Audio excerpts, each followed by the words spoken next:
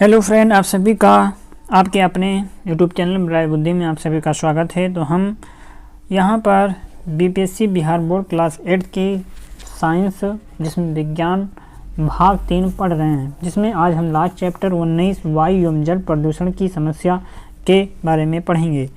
Video ये आज इस चैप्टर का लास्ट है, चैप्टर नहीं अर्थात ये बुक का आज ये लास्ट चैप्टर है। तो वीडियो अच्छा लगे तो लाइक कमेंट शेयर जरूर कीजिए। जो पहली बार देख रहे हैं चैनल को सब्सक्राइब करके बेल घंटी जरूर बजाएं। चलिए शुरू करते हैं वायु एवं जल संरक्षण वायु एवं जल प्रदूषण की समस्या। जिसमें सबसे पहले क्या कभी आपने सोचा कि पृथ्वी पर ही जीवन क्यों है? क्या मंगल और चंद्रमा पर भी जीवन है? अगर नहीं तो क्यों नहीं है? जीवित रहने के लिए वायु जल का होना पहली आवश्यकता है। पृथ्वी पर वायुमंडल में अधिक मात्रा में हवा है, पानी है, इसी कारण यहाँ वृक्ष हैं, पशु हैं और मनुष्य हैं। क्या आप जानते हैं कि हमारे वायुमंडल में कौन कौन सी गैसें हैं जिनसे जीवन सुरक्षित है?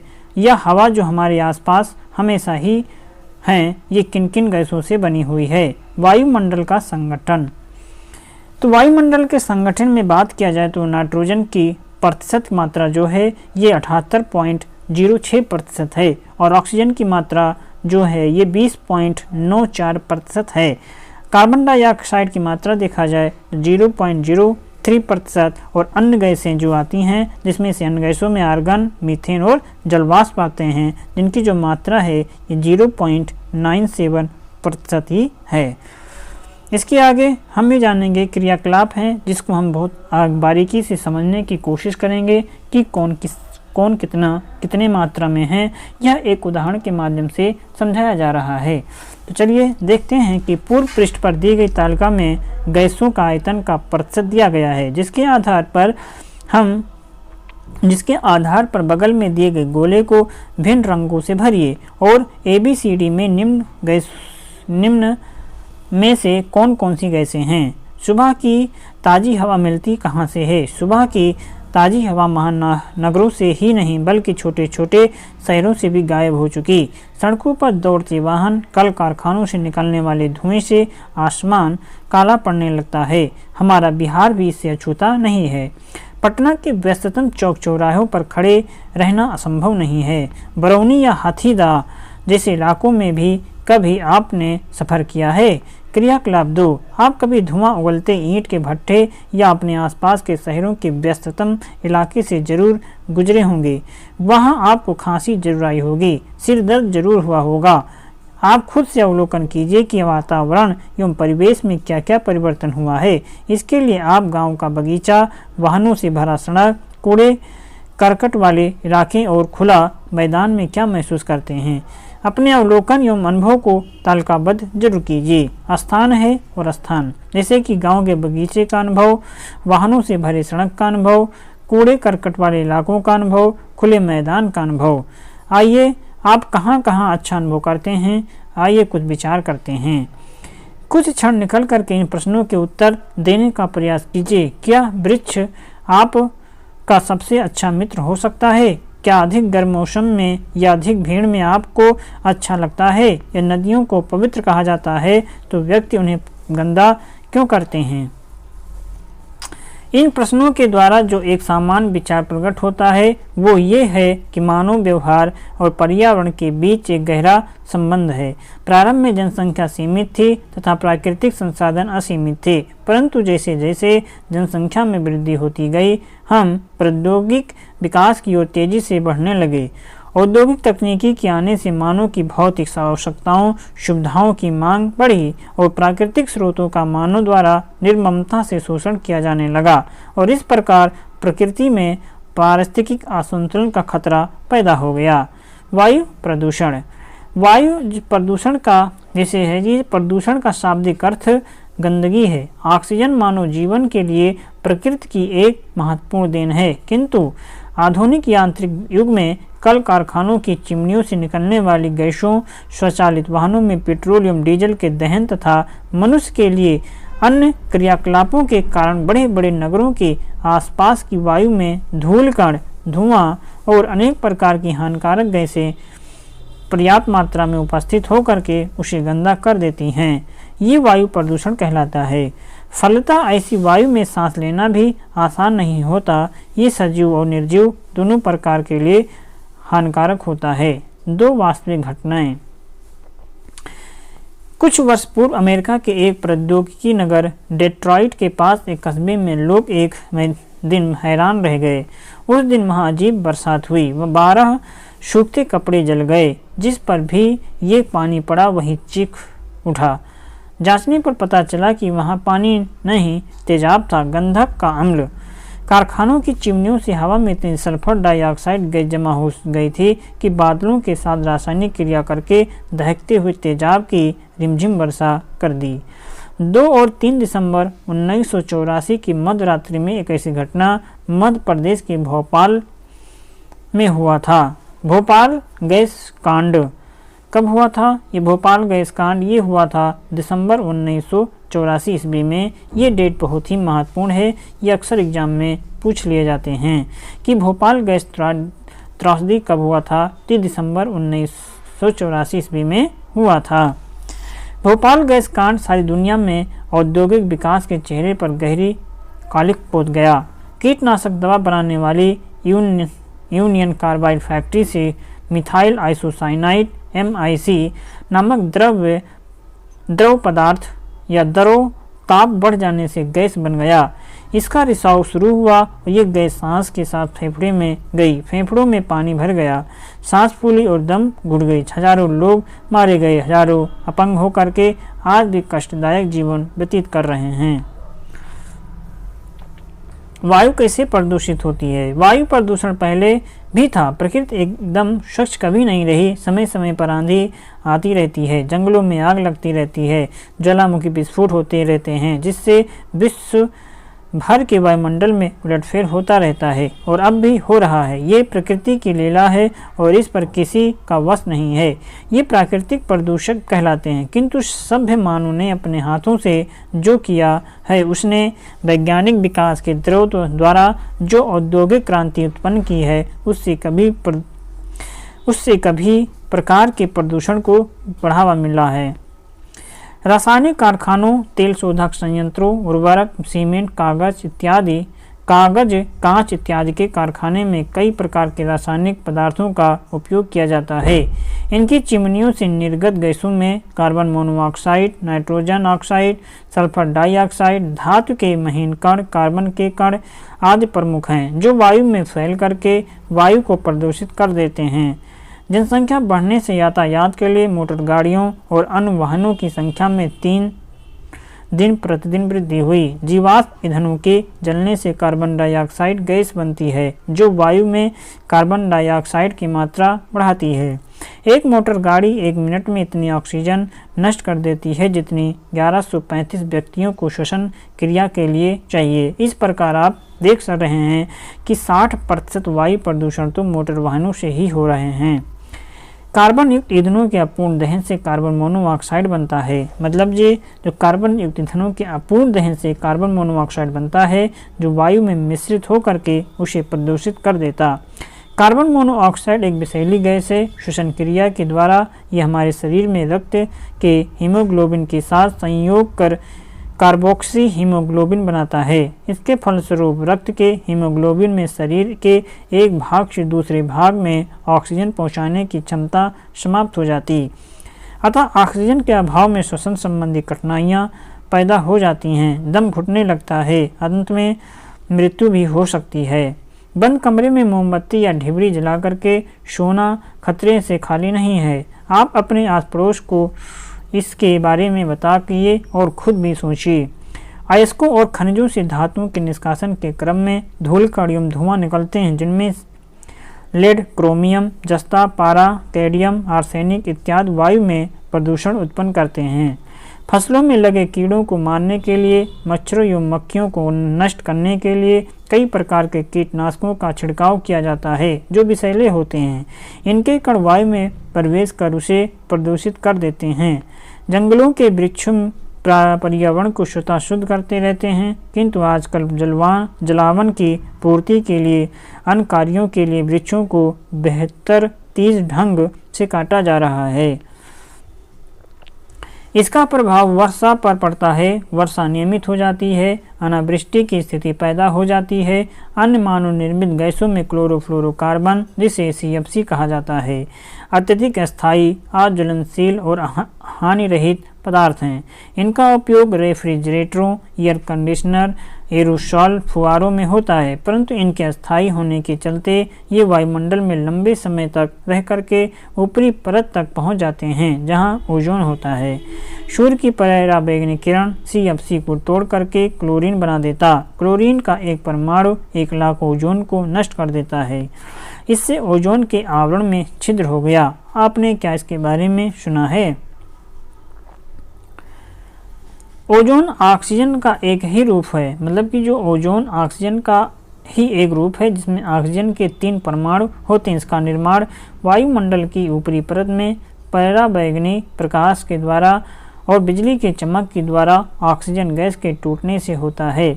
ओजोन परत पृथ्वी के चारों ओर एक लोचदार कवच बनाती है, जिससे समुद्र सतह के वायुमंडलीय दाब तक लाया जाए तो ये केवल कुछ मिलीमीटर की ही बचेगी। ये जनवरी 1970 के शुरुआती वर्षों में हुई। ओजोन की क्षति से पराबैंगनी किरणों में सीधे पृथ्वी पर वृद्धि होगी, जिससे चमड़ी का कैंसर और उसके संक्रामक रोग मोतियाबिंद मरीज की संख्या बढ़ेगी। ओजोन परत के क्षीण होने की प्रक्रिया को रोकने के प्रयास में ओजोन फ्रेंडली तकनीकी खोजी जा रही। CFC के उपयोग को कम किया जा रहा। नए खोजों के तहत क्लोरीन रहित महंगे फ्लोरोकार्बन विकसित किए जा रहे।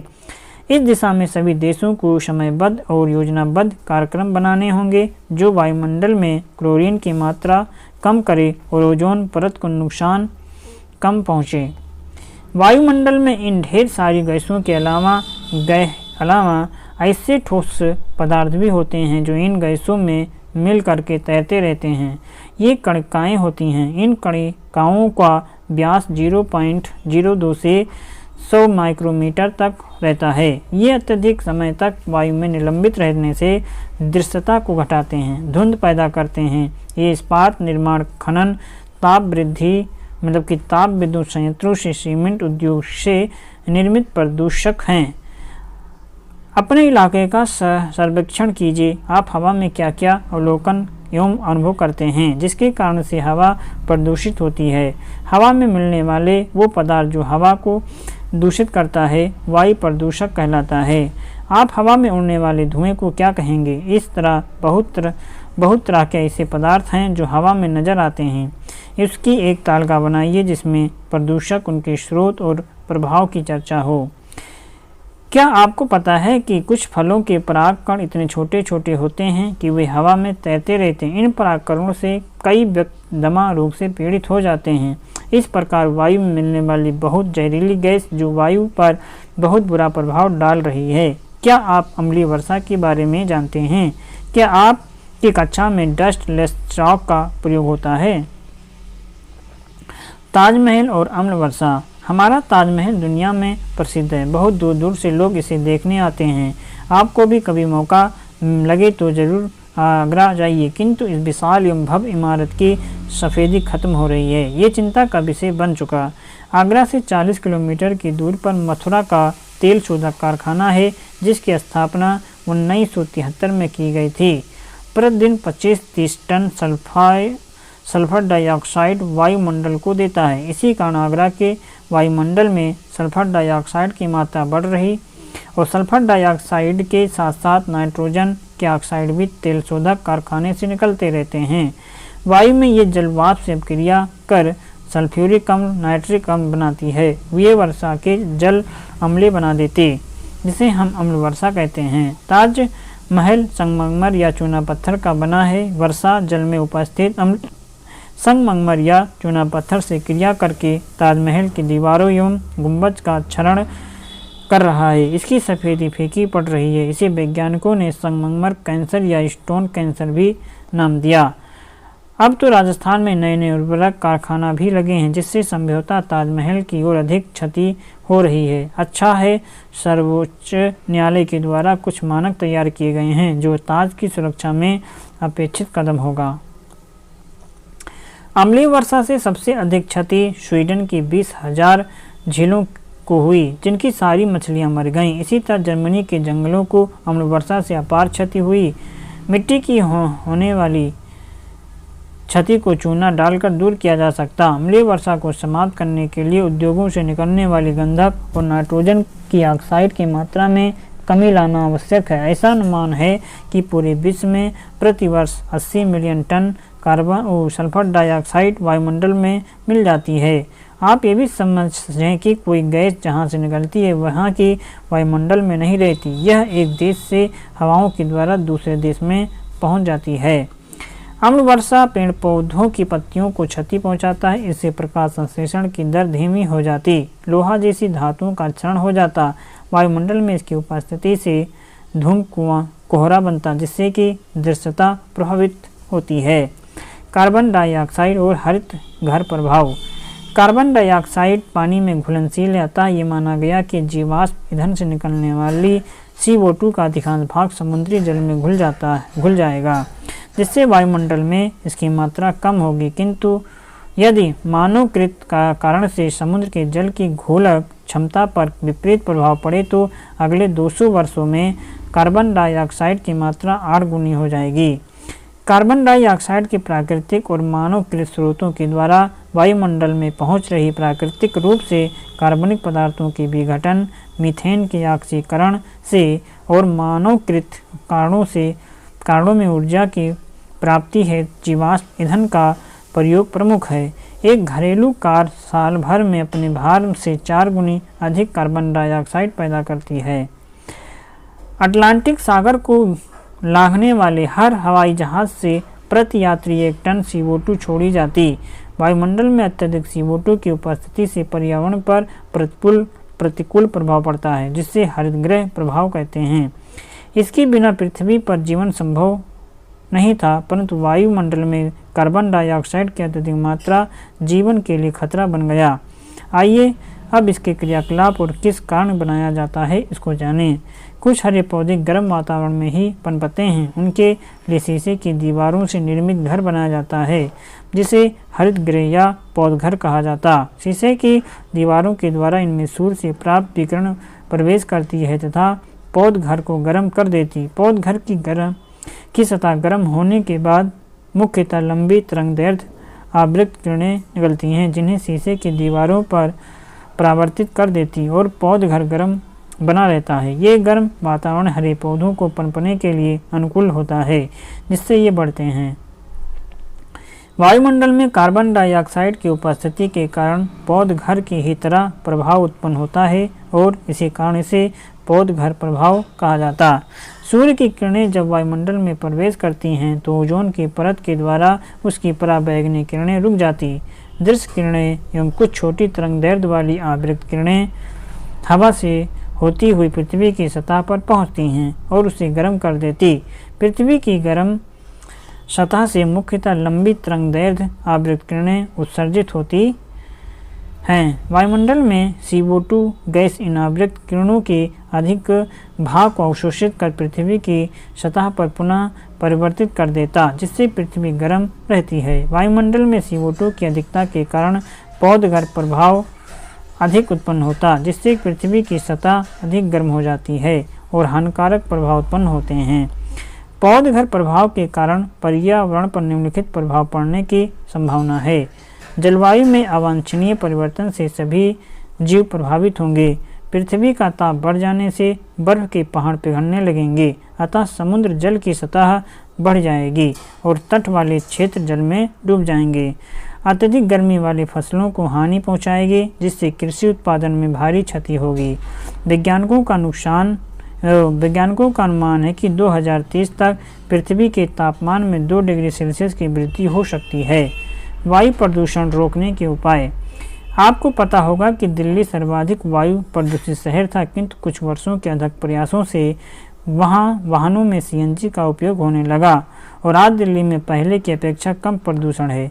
वायु प्रदूषण को कम किया जा सकता है वाहनों को अच्छी हालात में रखने से अथवा ईंधन रहित वाहन चलाने से। घरों में धुआं रहित चूल्हा प्रयोग करना चाहिए, यानी ऊर्जा की प्राप्ति के लिए ऐसे साधनों का प्रयोग करना होगा जिससे वायु प्रदूषण कम हो। ऊर्जा के वैकल्पिक साधनों में सौर ऊर्जा, पवन ऊर्जा, ज्वारीय ऊर्जा आदि प्रमुख हैं। जैसा कि आप जान चुके हैं कि स्वचालित वाहनों में ईंधन के रूप में पेट्रोल या डीजल के अपूर्ण दहन से कार्बन मोनोऑक्साइड तथा कई अन्य विषैली गैसें निकलती हैं जो वायु को प्रदूषित करती रहती हैं। अतः इंजनों में ऐसी व्यवस्था हो कि ईंधन को पूर्णतया दहन हो सके। इसके अलावा गाड़ियों में उत्प्रेरक परिवर्तक लगाना चाहिए। यह एक विशेष प्रकार का संयंत्र है जिसमें CO और नाइट्रोजन के ऑक्साइड को उत्प्रेरक की उपस्थिति में कार्बन डाइऑक्साइड, हाइड्रोजन मतलब कि जल और नाइट्रोजन में परिवर्तित कर दिया जाता। परंतु ऐसा कई भी करके भी हम प्रदूषकों को पूर्णतया रोक नहीं सकते। अतः इसके लिए न्यूनतम उपयोग और सामूहिक प्रयास की जरूरत है। वायु प्रदूषण रोकने या उसे कम करने में वृक्षों का बहुत बड़ा हाथ है। 1 हेक्टेयर में लगे पेड़ साल भर में 3 टन कार्बन डाइऑक्साइड ग्रहण कर लेते हैं और 2 टन ऑक्सीजन बाहर निकालते। अतः बड़ी संख्या में लगे पेड़ वायुमंडल की CO2 का उपयोग करके पौधघर प्रभाव को कम करने में सहायक हो सकते हैं। सदा हरे रहने वाले घनी पत्तियों वाले ऐसे पेड़ लगाएं जहां जो फैक्ट्री के प्रदूषण से आसानी से नष्ट न हो और उसे कार्बन डाइऑक्साइड अवशोषित करने की क्षमता देखो। अब जुलाई माह में प्रतिवर्ष वन महोत्सव मनाया जाता है। जिसके अंतर्गत वृक्षारोपण किया जाता है। जल प्रदूषण। पिछली कक्षा में आपने गंदे जल का निपटान पढ़ा। जल एक बहुत बड़ा संसाधन है। जल हमारे लिए मूलभूत आवश्यकता है। आप एक सूची बनाइए और बताइए कौन कौन से काम के लिए इसकी आवश्यकता होती है। इस तरह हम देखते हैं कि हमारे द्वारा किए गए दैनिक कार्य तथा नहाने, कपड़े धोने, खाना बनाने, अन्य कामों में जैसे कि उद्योग धंधे, खेतों की सिंचाई, जल के उपयोग के बाद जल गंदा हो जाता। क्या इन उपयोगों के बाद जल की गुणवत्ता पहले की ही तरह रहेगी? क्या उसे हम पी सकेंगे? उत्तर होगा नहीं। अतः जब हम विवाहित मल, विषैले रासायनिक पदार्थ, यहाँ तक कि साबुन या डिटर्जेंट वाली झोंक इसमें मिल जाती है और इसके रंग और गंध भी बदल जाते हैं। स्वच्छ जल सभी प्रकार के दोषों से मुक्त होते हैं, किंतु जब स्वच्छ जल के स्रोत में ऐसे बाहरी पदार्थ मिल जाते हैं तो उसके गुणों में परिवर्तन ला करके इसे इस्तेमाल करने वालों के लिए हानिकारक बना देते। वहाँ जल प्रदूषण होता है जिससे निरंतर बहने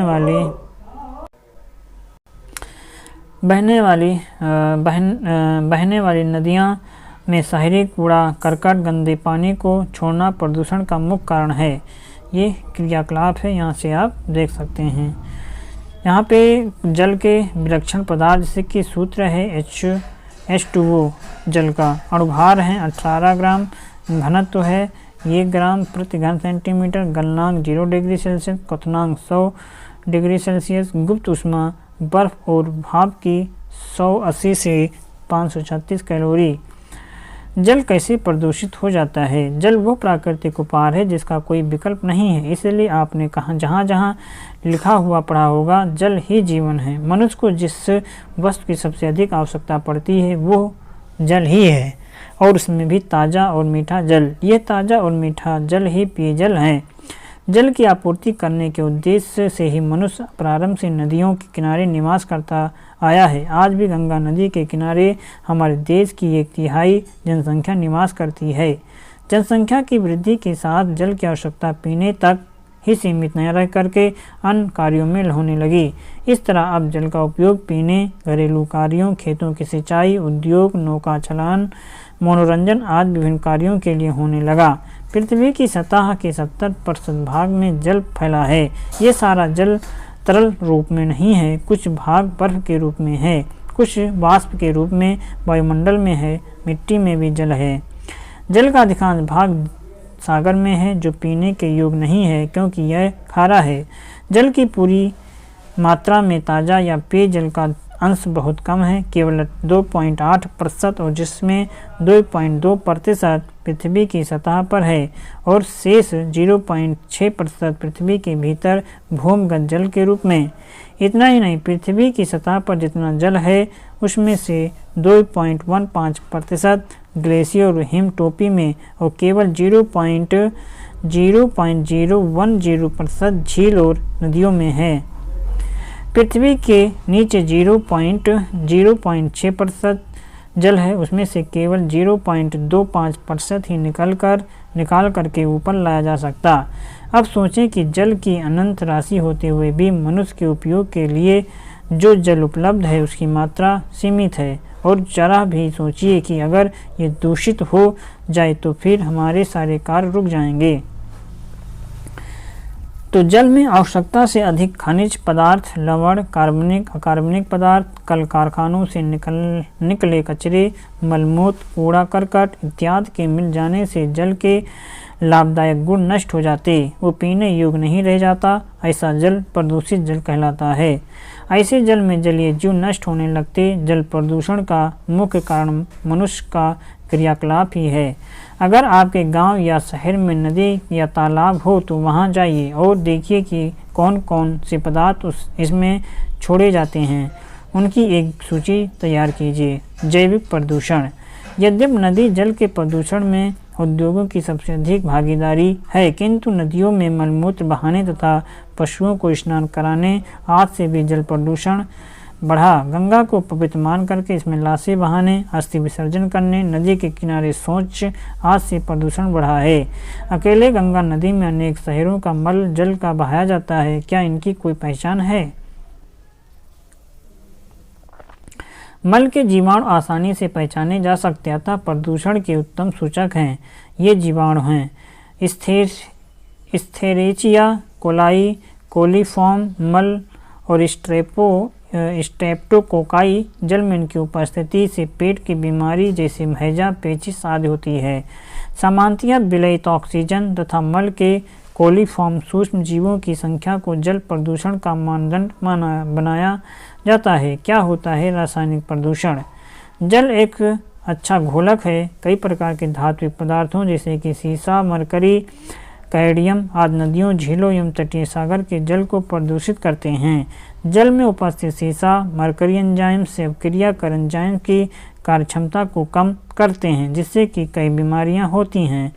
सीसा तंत्रिका तंत्र को प्रभावित करती हैं। कैडमियम से टाई, मरकरी से मिनीमाता रोग होता है। जल का प्रदूषण कृषि क्षेत्र में रासायनिक उर्वरकों के उपयोग से होता है। वर्षा जल इन रसायनों को अपने में घुला करके समीप में स्थित झीलों, तालाबों, नदियों में पहुंचा देता और जल प्रदूषित हो जाता है। रासायनिक उर्वरकों में मुख्य रूप से यूरिया, अमोनिया सल्फेट आदि का प्रमुख उपयोग होता है। जल में नाइट्रोजन, फास्फोरस की मात्रा बढ़ जाने से जल में शैवाल की वृद्धि होती है। इसे हम एस्ट्रोफिकेशन कहते हैं। शैवाल बैक्टीरिया के द्वारा सड़ता है। इसे सड़न प्रक्रिया में जल में घुली ऑक्सीजन का उपयोग होता है, जिससे जल में घुली ऑक्सीजन की मात्रा कम हो जाती है। जल में ऑक्सीजन की मात्रा घटने से जीव जंतु की मृत्यु हो जाती है।